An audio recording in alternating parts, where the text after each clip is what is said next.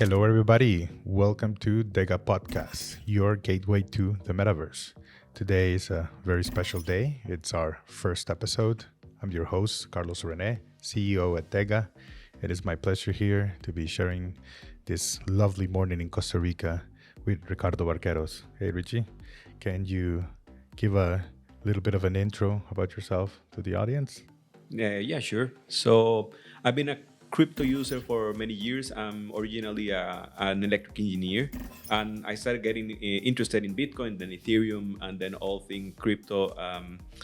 And I started in doing the ICO bubble, people call it. I was looking into different projects. That's when really Ethereum became a thing because, or very popular, I guess. A lot of people heard about it because of all these projects. And I started looking into how communities were built during this process, because every new project, every new ICO, would you call it, was forming a new community. And I got really interested in the human behavior behind like a lot of people getting together because of one single ethos, I would say. So I started looking into that because I was curious about it. Then I started contributing with crypto projects at that level, kind of like the combination between technical writing and community management, developer relationships. And then I started helping DEGA with communications, and here I am today. Awesome. Thank you for that intro. And I liked how you pointed out all the human aspects of the industry, right? We sometimes forget that technology is not an end in and of itself. It exists only for serving a human purpose, right? So in this episode, we're going to go over some general topics, right? We're going to introduce DEGA to the world. We're going to discuss about the metaverse, a word that's been used a lot lately, and what it is. But I'm going to hand it over to you, Richie. I understand that you have a few questions for me. Yeah, I mean, the metaverse is a topic that has been just flying around a lot recently. Also, Facebook changing their name to Meta, and a lot of people, it's even in the movies, right? There's a lot of movies that depict this type of unrealistic, futuristic, maybe dystopia sometimes, and people then are confused, like, okay, what is actually a metaverse? How would you define it? What is a metaverse? Yeah, that's a great question to start with. Like many things, right? People start to give their own interpretations, right? And they're not all necessarily wrong. Many interpretations of the metaverse can be simultaneously correct. They're not exclusive.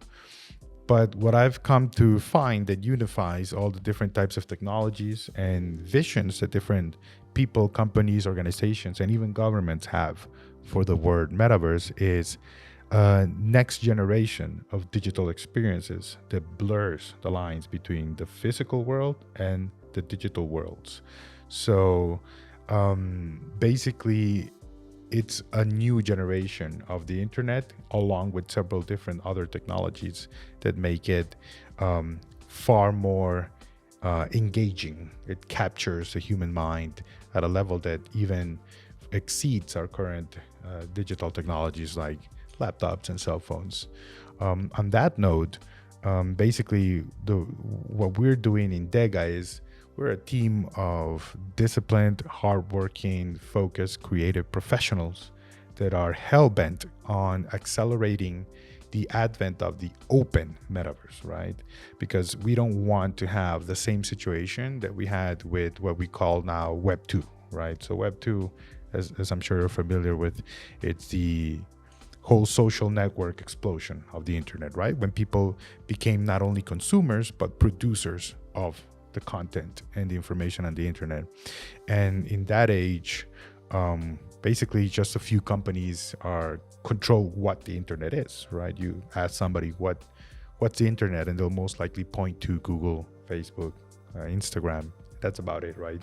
So a few other companies, but in general, these companies get to say what is and what isn't right in terms of content. And also, they have their own, most of them come actually from even the same cities, right? They certainly come from the same country. And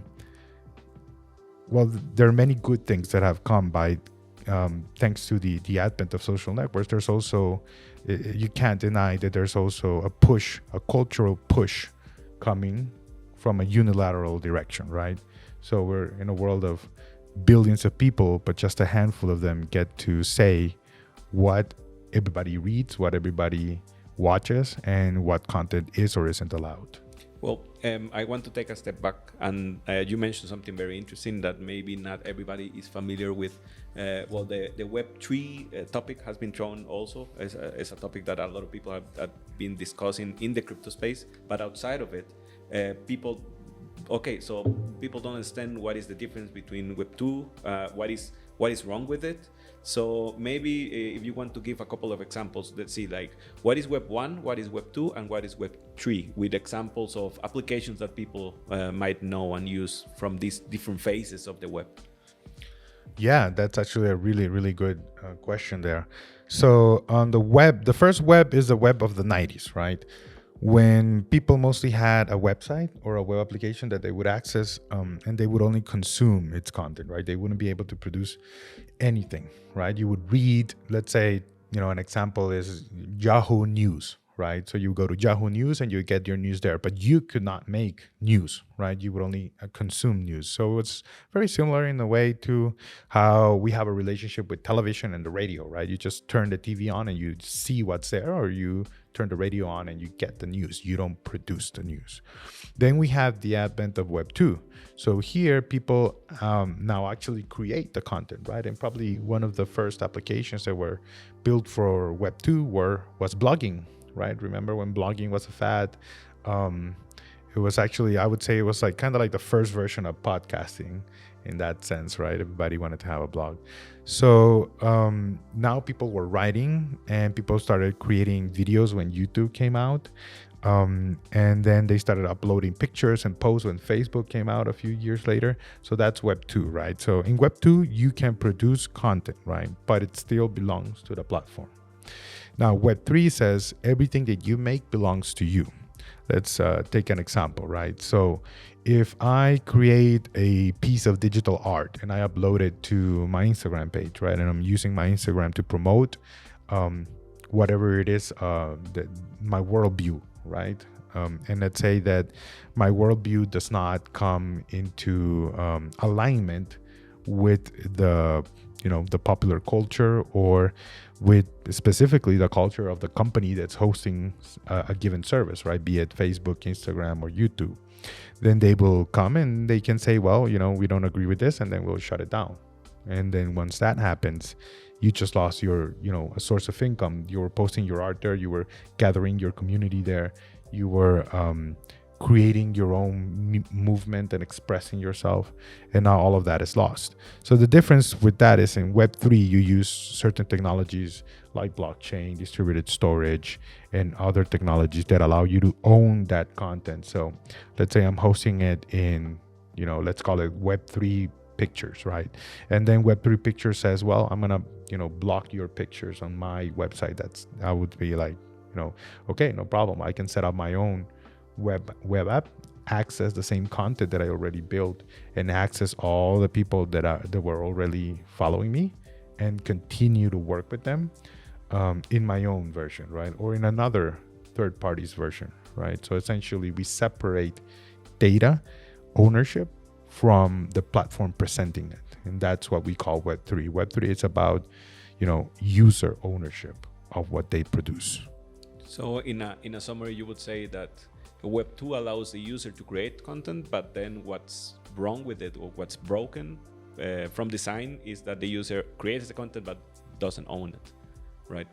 Yeah, that's exactly correct. Like, if I would say that's the main grievance of people, right? Imagine somebody investing their entire lives, or not their entire lives, but let's say somebody invested 10 years building up a YouTube channel, and then it's suddenly gone, disappeared. Yeah, because this is something that is not so crazy to think about. Because, for example, even with Facebook, you have Facebook. I think they shut down meaning that Meta, right? They shut down a user's Instagram account that was called Meta, and this girl has been like creating content and uploading content to Instagram for years, and also building a follower base. And then one day she wakes up and they say that they closed their account. They don't explain why, and his username was Meta. So it's very clear, right? They can do whatever they want with your information, with your content, with the things that you developed or invested a lot of time developing, right? Exactly. Yeah, that's the whole point, right? And it can be everything from, what you just mentioned. It's like small inconvenience, and it gets even more intense when it's political, right? When somebody says something that's not politically correct, you're shut down, basically, right? And So there's a lot of discussions with Twitter about that, right? Recently, because I think a big portion of cryptocurrencies or the crypto movement is about freedom and freedom of speech. And in this Web3, freedom of speech is part of the original, like one of the fundamental values that need to be preserved. yeah, that's correct. And it's also about, if you own something, then you can monetize it, right? Like a lot of people have created so many things that they can't easily earn a living from, right? So that's why you see people creating Patreons, right, and other types of accounts to be able to get some money from all their hard work. So yeah, that's the differences Web 1, Web 2, and Web 3 as you asked. Very cool. And there's another topic that you mentioned just before. Also now we know Web 1, Web 2, Web 3 ownership, and we're getting to the metaverse topic. You mentioned open metaverse. So there is a difference. There are type of metaverses, at least from the open and private perspective. Can you give me maybe a couple of examples there? How does that work? Yeah, there's no like dictionary definition, right, in that sense. But what we mean by open is something that essentially it's accessible, right, to others. For example, right, like if you were to build today a game using Web3 technologies, right, on any protocol, I can make additions to your game without asking for your permission, right? And your users, since they are the owners of the assets, be them tokens or NFTs, now they can also use my application freely, right? And that's the whole idea, right? You're creating an open ecosystem. Take that in comparison to, for example, when you remember when there was the big gaming boom in Facebook when Farmville came out and everybody was making like a whole bunch of games and they were exploding over Facebook. And then one day Facebook decided to lock out certain APIs from their developers, and that completely bankrupt a whole bunch of gaming companies that were building on top of them. Basically, that's a closed system, right? So they say what's open and what's not open, right? Twitter did something similar. They had certain APIs open to the public, and then they said, well, you know what? We're going to close them, so only we can build products with these types of services, right? So in Web3, it's open because I don't need to ask for anybody's permission to be able to enhance the experience, right? Or enhance the community development. Okay, so now getting to the metaverse topic, because then we have Web3 open metaverses, and DEGA is getting to the picture because you were working on this. You found some maybe explain a little bit of the reason why you started working in a project in DEGA itself. What is DEGA and how do you see that fitting in the picture of today's technology? Yeah, so as we were discussing, the open metaverse is kind of like the vision, right? Because the metaverse isn't here right now, right? We're trying to build it. Like a lot of companies, organizations, inventors around the world are trying to make it happen. So we have a few examples of that today, right? There's some games that already use NFTs to be able to give ownership to the users of their avatars, their game assets. There's also a lot of development right now on the XR experiences, right? Or augmented reality and virtual reality are growing a lot. Now even very simple mobile phones can run very sophisticated 3D models on a browser. There's even web AR, like you don't even need an app. You can just download, you could just open a website and now use AR directly from the browser. So there are many advances, and basically the issue that we saw on DEGA where we wanted to come in, right, to make this vision of the metaverse come true and put all these pieces together, was the fact that for it to be open, you need to have decentralized protocols, right? So right now, most of the protocols don't have the high performance needed to satisfy the demand of a massively successful game or virtual world, right? So to give you an example, right, most of the chains out there break with like 10,000 or 20,000 concurrent users. They completely collapse, right? So we saw that the UX was a big issue in that sense, right? In terms of being able to perform and as well as onboarding a user. Like, I really love this industry, but one of the most embarrassing things that can happen to you is somebody from your family or your friends comes and says, well, guys, you convinced me. I want to go into blockchain. I want to go into crypto and the metaverse. And then you're like, okay, I'm going to need you to download MetaMask, and then I'm going to need you to write this whole bunch of 24 words on it, or any crypto wallet, actually, right? I don't want, it's not that I'm picking on MetaMask. They're just an example, but all of the crypto wallets, and then you have to write down in a paper 24 words. And if you lose that paper, you lose all your money. People are looking at you like, are you insane? Like, how can this be the future, right? So that's why DEGA is focused on creating a whole bunch of new services, infrastructure, and tooling so that developers can still have advantage of openness, like, you know, the blockchain brings, but they can build experiences that perform and feel exactly like the Web 2 experiences, like, you know, like Google, like Instagram. And to go to the basics, DEGA, what does it stand for? Does it has any specific meaning? What is the focus of it? Yeah, so that's the other aspect of DEGA, right? Like I just described, the technical one. The cultural one is very important. DEGA actually means Decentralizar Gaming. It's in Spanish, right? Myself and most of the team is based here in Latin America. And we believe that it's time for the region to project itself outwards into the world, right? I believe that there are many talented people in the region that have, let's say, been living on the shadow, right, of the people from more developed nations, right? Let's say you can hear, you see an announcement on TV, right? And then there's an American or a European, and, you know, fully taking credit for a given technological development. And to be fair, obviously they deserve their credit. But then you have, you know, 200 Latin Americans or Africans or Asians that were part of that project, and then zero recognition goes to them. Not only that, but the region doesn't accumulate the capital gains, right? The true, you know, worth of the project stays, even though we're building it here, you know, it stays in the developed nations.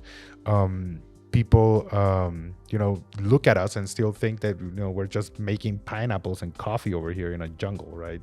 Whereas we already have so many people already working on almost every bleeding edge industry that you can think of. So DEGA is a movement to push all of these creative people to actually start building here, right? To start innovating here. And to give you an example, right? I consider myself mostly a Westerner, right? From Western culture. And I do love ancient Greek history, but I think that that's a story that we've been telling already for millennia, right?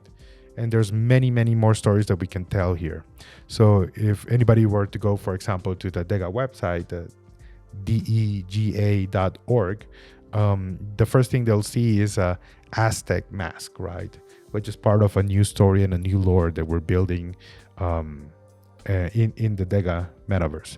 So we want people to be able to compete globally. The tools that we're building are to give them access to the global crypto economy, and we want them to not be shy to express their own culture, right? Instead of replicating again and again the Greek mythology, Nordic mythology. So I want the people to start knowing about the stories of the Maya, of the Aztec, of the Inca, right? And many other great civilizations that existed in pre-Columbian times. That's very cool. I feel there's a lot to this topic, so maybe we can explore that a little bit deeper in another episode, all about the culture, the relation with Latin American history, and I think that's super cool, honestly. Going back to the metaverse topics, a lot of people, I think, also nowadays in the crypto space, it's easy to explain it because there's already a lot of people that are maybe newcomers to technology. They want to try it out. They're early adopters, right? But if you talk with what people would say maybe not tech savvy people, like the average Joe out there, if you talk about metaverse and they're like, yeah, okay, what's that? I mean, I don't even, it's not my business, right? I'm not going to be in the metaverse. They think this is kind of like crazy, but there are already like applications and things that you can do with metaverse.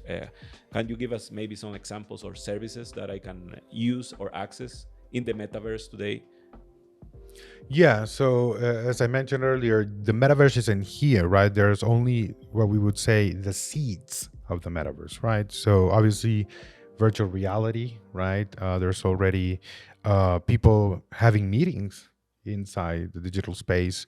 There's people already creating 3D art in 3D, right? They're not like in their computer creating, though. They actually go into the virtual world fully immersed and then start sculpting art in 3D, right? The fact that you have in the blockchain industry the capability to send money and buy unique pieces of art, that's metaverse, right? That's basically value that's now you can transfer within the digital world, right? Like in the internet era, we gained the power to transfer data, but data, I can copy the same data that you have, right? And now we both have the data, so it didn't have value per se.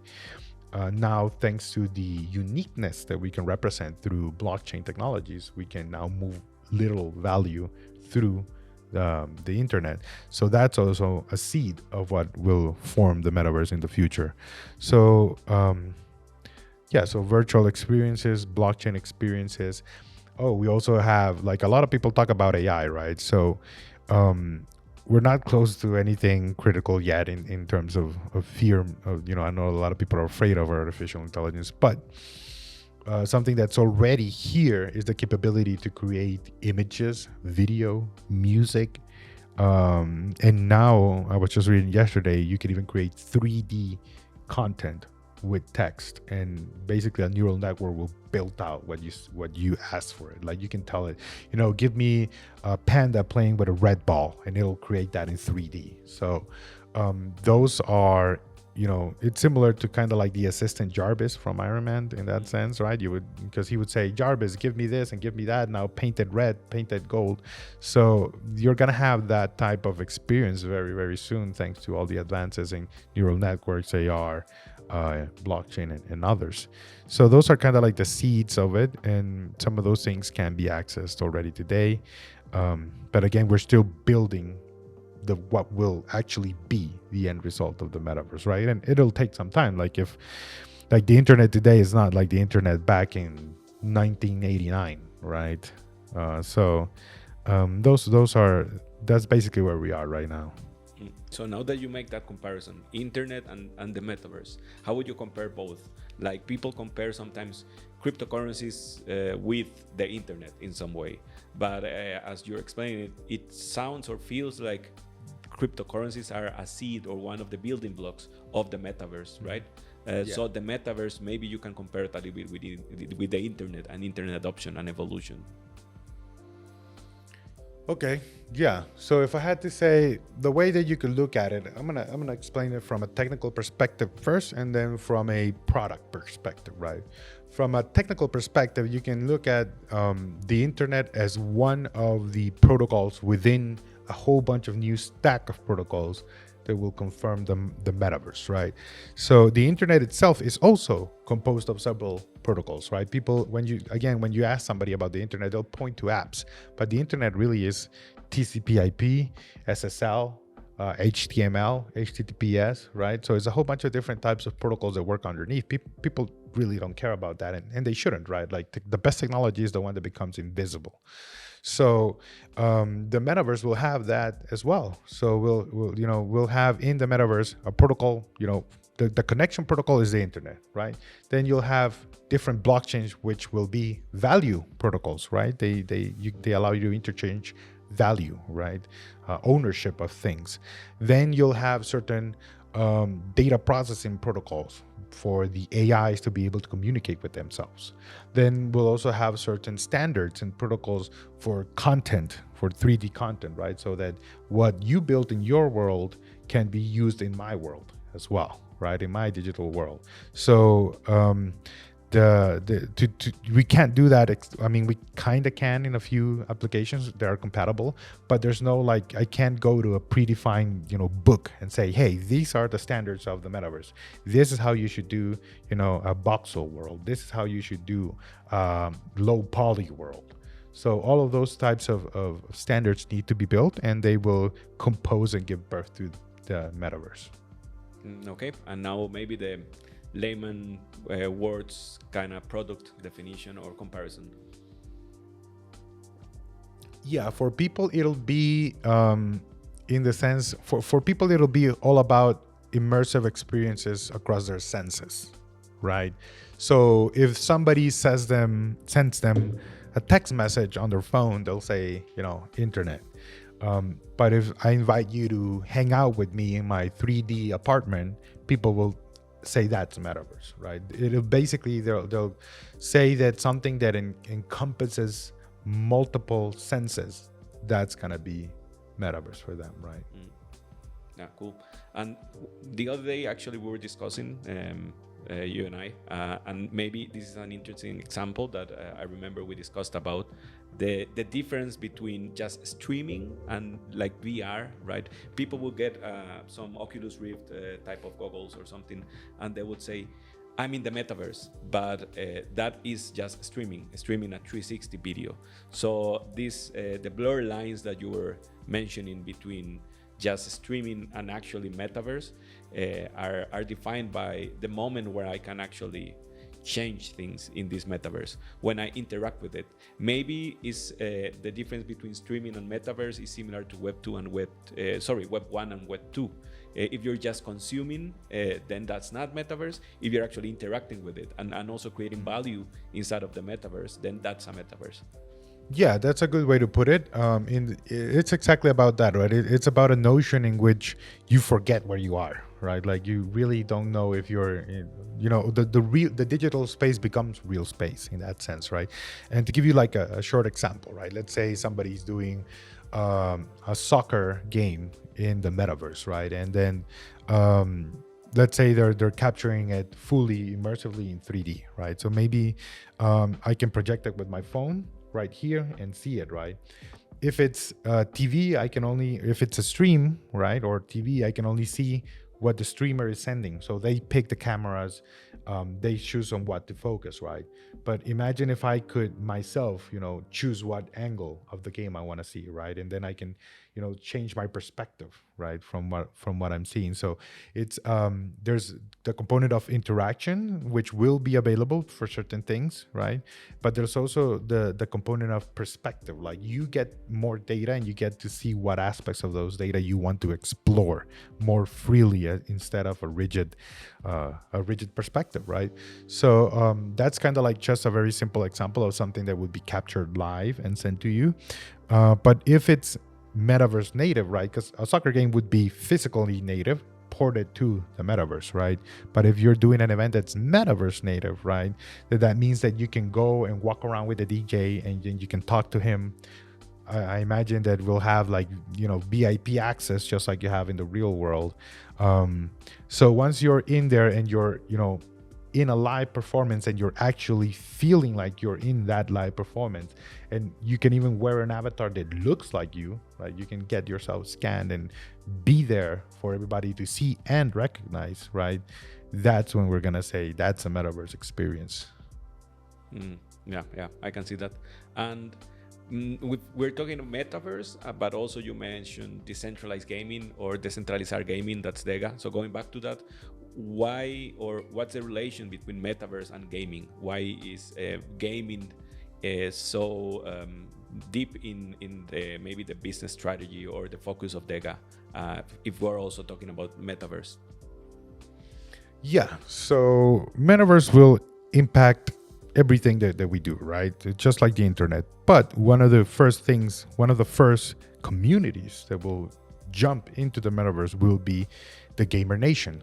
Why? Because gamers are already digitally native, right?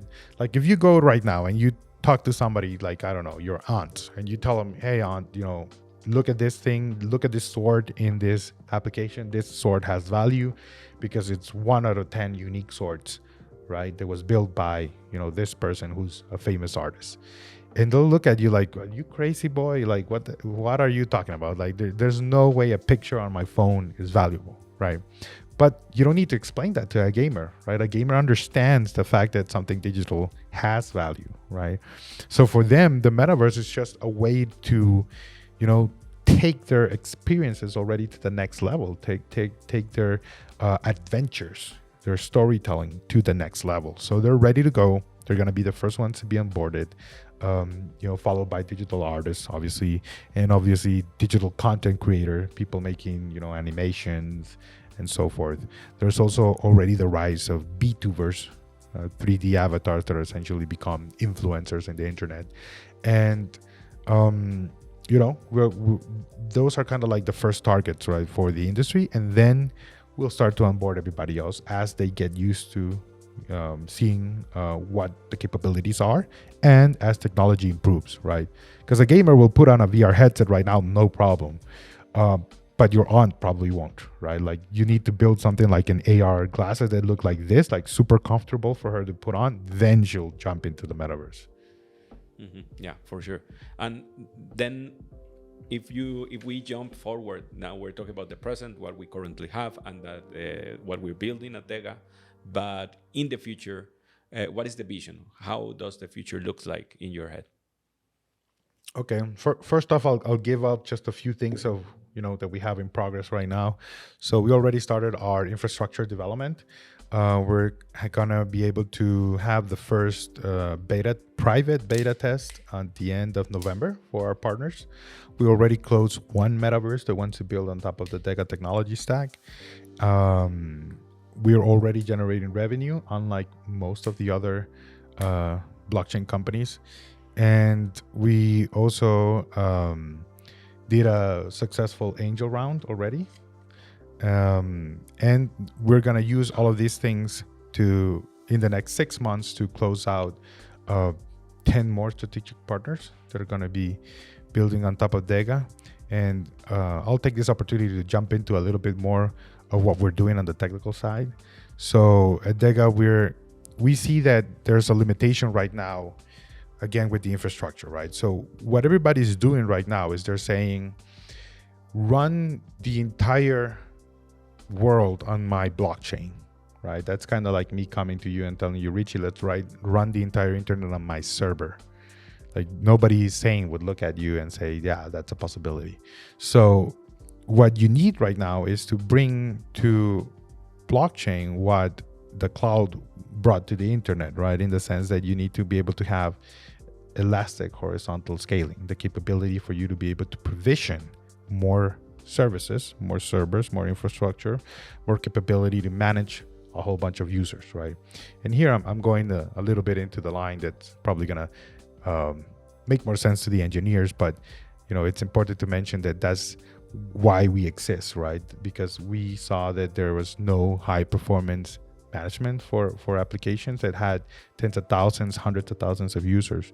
So what we're going to do is you're going to have the capability to build your application. You don't need to know anything about the blockchain. You don't need to know smart contract development. You don't need to know about how the consensus engine works. All of these complicated things that people talk about when they talk about blockchain, we're going to work on that. We're going to abstract that away. We're going to give you a simple service that a JavaScript junior developer can use to start creating NFTs, minting NFTs, auctioning them, sending them, composing them. Like, for example, creating a 3D avatar and then a sword, and then having the sword belong to the character.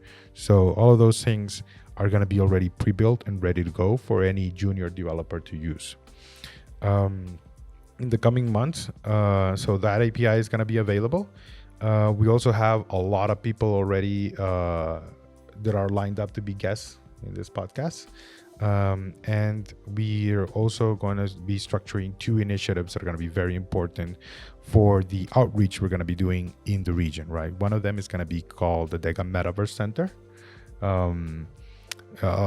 We will go into details in another episode just about it, but as a general sense, I can say that it's kind of like a think tank and kind of like a similar to the concept of a fab lab, right, for 3D printing. But instead of 3D printing and digital manufacturing, we're going to be focused on metaverse experiences, right? So a place, so like a place where people can go and instead of like maybe create products, but together with the metaverse test like this new technology, find people that are kind of like mentors, they know what they're doing, and to connect technical people with content creators, artists, game designers, all this. Maybe. That's exactly it. So the Metaverse Center is kind of like, your hub to go to acquire knowledge, to acquire tools, to connect with other people, and to learn how to build the next type of experiences, right? With all of these different technologies. So we're going to be creating the first one here in Costa Rica. We already have several partnerships aligned to make that a reality. And as part of that, we're going to be then launching an event that's going to be called DEGA Gateway. So DEGA Gateway is going to be the first legit metaverse live event, right? And this comes back to all the differences that we pointed out between, just doing a stream and doing a truly interactive event. So most of the things that you see today that they're saying, oh, this is a live metaverse cast, right? And it's just a 3D recording that you're playing. I'm like, bro, that's a video. Videos were invented a while ago, right? There's nothing special about a 3D video. So what we're going to be doing with DEGA Gateway events is basically we're going to have artists that are going to be performing live both in the physical and the digital world, right? And I'm not going to give up all the spoilers in terms of how that's going to look, right? But yeah, just know that that's coming. And if somebody is interested in being a part of that, reach out to us. Okay, so 3 interesting announcements there. API for even junior developers to test out and to be able to bring decentralized technologies to their games and applications. A metaverse center for people to learn about metaverse, maybe start slowly together with people that are more seasoned in the space, and also the first live event in Costa Rica for metaverse, right? You call it DEGA Gateway? Yeah, DEGA Gateway. Exactly. Gateway into the metaverse. Gateway into the metaverse, right? And for those of you that are a little bit geeky, as you all know, internet routers are called gateways, which are the ones that connect you to the internet, right? Because you can have your internal network, and then once you want to connect to the world, you got to go to a router gateway. So that's why. And all this is like a first step that is being taken here in Costa Rica. Why Costa Rica from all places? We already mentioned like Latin America. Of course, there's a lot of people in DEGA that are from Latin America, but from the entire region, Costa Rica has some special aspects or properties. And maybe you want to explain a little bit about that.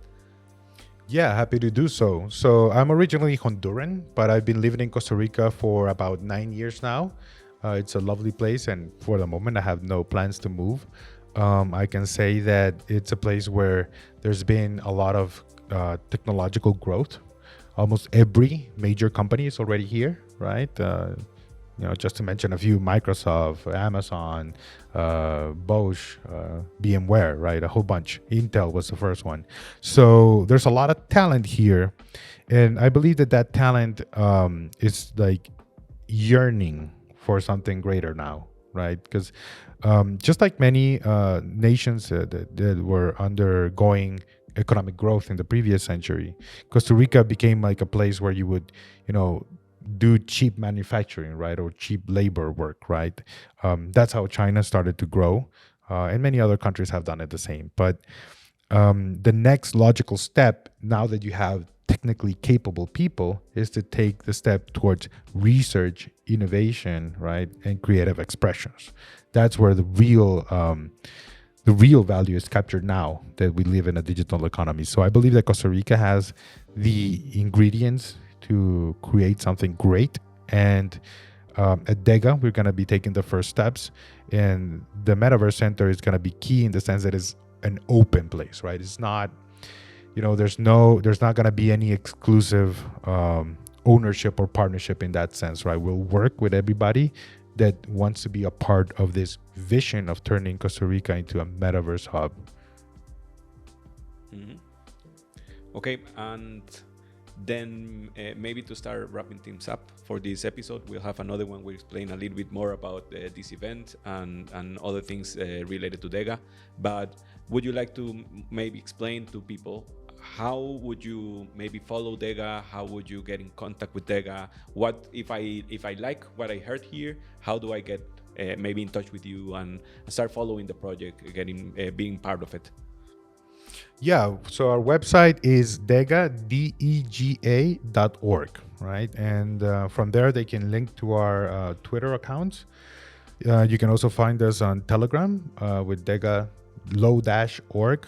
And if you want to follow me, you can reach me at, it's called C from Carlos, C Serato 147. That's where you can find me on Twitter. You can also look me up as Carlos Rene on Twitter, LinkedIn, and Telegram. And I'm happy to, talk to anybody who found this exciting and wants to be a part of it.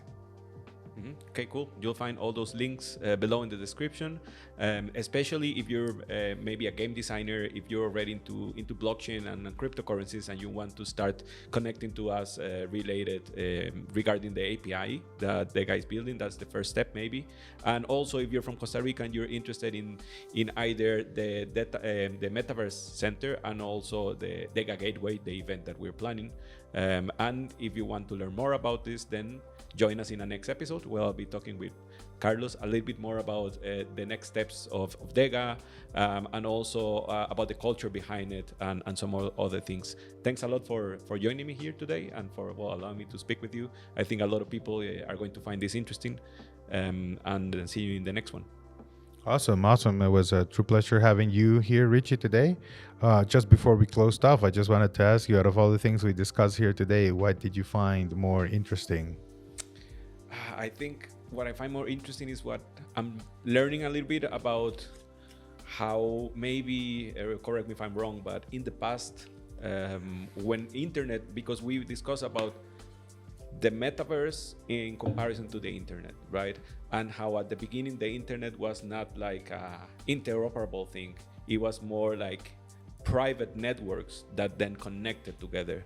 And I think what I find really interesting is that I've been following blockchain and crypto space for a while, and I've seen this change between tribalism to like, let's work together and make everything interoperable. At the beginning, it was like my coin or my other coin and this coin that I follow, and people were very tribalistic about it and thinking of DEGA as a maybe type of layer that can make everybody collaborate together, can connect and solves the scalability issues for games. I think that I find that really interesting. So that connection between metaverse and internet and the evolution and thinking of like, where will this go? I think that I find very, very cool. Awesome. That's great. Thank you for that. All right. Well then, thank you everybody for joining us today. It was a true pleasure, and we hope to see you in the next episode. See you again. Thank you.